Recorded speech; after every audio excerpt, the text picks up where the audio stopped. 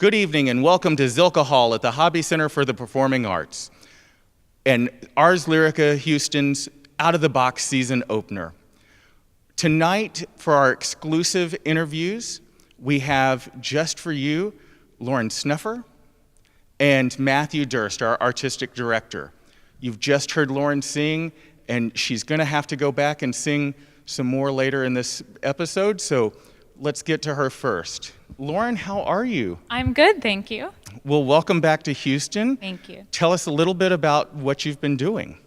Well, this last season I have sung a ton of contemporary opera. So I started my season in Chicago with Gluck's Orphée, but after that I came here to Houston to do the world premiere of The House Without a Christmas Tree, a new opera by Ricky Ian Gordon. After that I went to Opera Philadelphia to sing the lead role in George Benjamin's Written on Skin, which was an opera that premiered in 2012. Then I did a children's opera by Andrew Norman with the Los Angeles Philharmonic called A Trip to the Moon.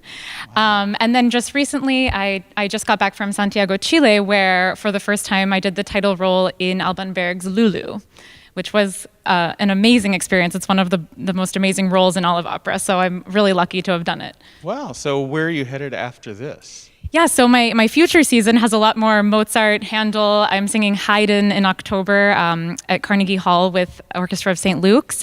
We're doing the Lord Nelson Mass.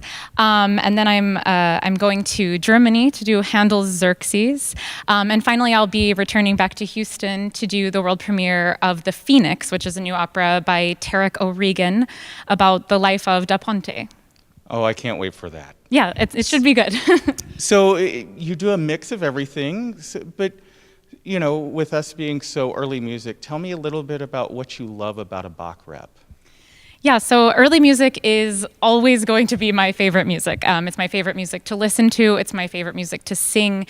It's such an intimate form of music to perform, and especially in this concert, we have a really small ensemble, which is a really wonderful experience because we get to play off of each other so much more than you do when you're singing in front of a symphony. I mean, I'm really embedded in the orchestra, and it's a much more collaborative experience.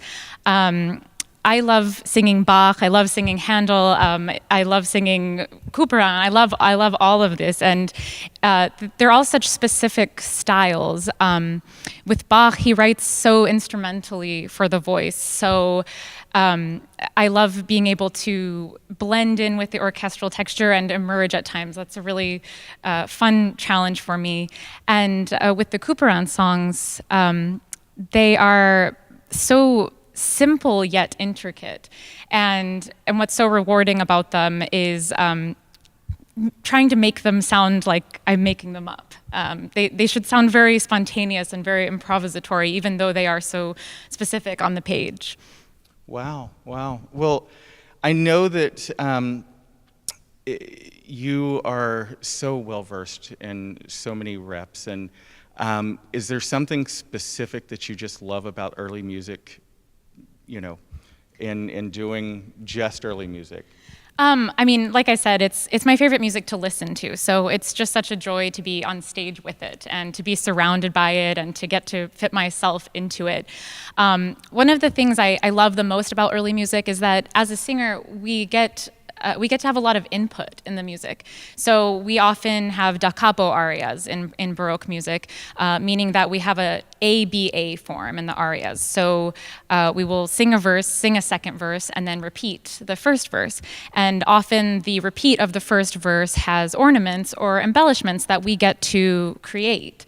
And I really enjoy that aspect of performing Baroque music because I feel like I get to compose a little bit of the piece. I mean, in school we study the styles of these composers, and when we're writing these embellishments, we try to mimic their compositional style.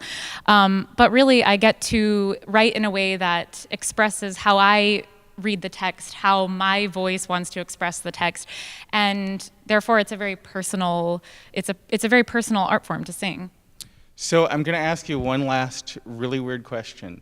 So in early music, we use a lot of instruments that we might not see so often today. So tonight, there's a couple of weird instruments on stage. Is there one that you have that's a favorite? Well, I'm quite partial to the viola, which Okay. is, I think, an unusual answer. I just think it's an incredibly mellow instrument, but that goes for modern violas too. I think tonight the really special instrument is the flute, the Baroque flute that Colin plays. It has a much mellower and I don't know what the word is. It's sort of a softer sound than the modern flute, and I really love that. It's rare to hear it, and it's really special. Well, wonderful. Well, thank you. We'll let you get backstage, rest your voice, and see you on the second half. All right, thank you, Darren. Thank you. And so now we have Artistic Director of Ars Lyrica Houston, Matthew Durst. Welcome, Matthew, and what a great first half of the concert. Thank you. So tell us a little bit about this season. Well, this season we are, as the subtitle announces, stepping out of the box with our first full-length Baroque opera, Handel's Agrippina, which debuts in November in this room on the 16th and 18th. Okay. So you programmed complete Brandenburg concertos, and what inspired you to pair that with Couperin, and can you tell us a little bit about that? Yeah, it seemed to be the right year for the Brandenburgs. We'd never done all 6 of them. We've done several of them before in individual concerts, but programming them is complicated because each one calls for a slightly different ensemble, and in many ways radically different ensembles. And they're not the kind of ensembles that you can necessarily replicate from one end of the program to another doing nothing but Brandenburgs, because the first one uses horns, the others don't. Only one of them uses flute. He's not needed in the rest. So they're a bit impractical to program all at once and too long, really, for one program.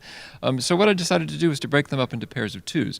So tonight we're getting 5 and 6. On New Year's Eve we'll have a couple more, and then finally the last couple in the spring, which allows me to pair those particular pieces and their dispositions, that is to say the ensembles they call for, with other pieces that also use the same collection of instruments. So tonight the band for Cantata 209 is exactly the same ensemble as that for Brandenburg 5. Okay. Which makes a lot of sense from a programming point of view. That way you're getting maximum bang for your buck. Exactly, exactly. So can you tell me the themes and elements that allowed you to pull this entire season together? Yes. Thinking about things that come out of boxes, for example, for the first program, everybody has a regifting drawer at home. We do too. And I won't say what's in there. But composers in the 18th century especially tended to have their own private regifting drawer, which consisted of pieces that they liked and wanted to recycle. And oftentimes they simply put them in slightly new clothes. In some cases, they didn't change the clothes at all. They just put it in a new box and gave it to its next patron.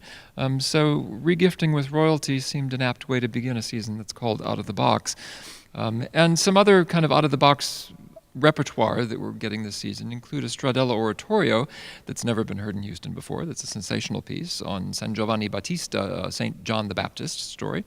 And an evening of Monteverdi Scherzi Musicali, these pieces that he published and famously got into an argument with a music theorist about because he broke all the rules of counterpoint. He pushed open the envelope, really, that began the theatrical style of the 17th century, and those pieces were seen during their time as highly unusual, out of the box, one might say.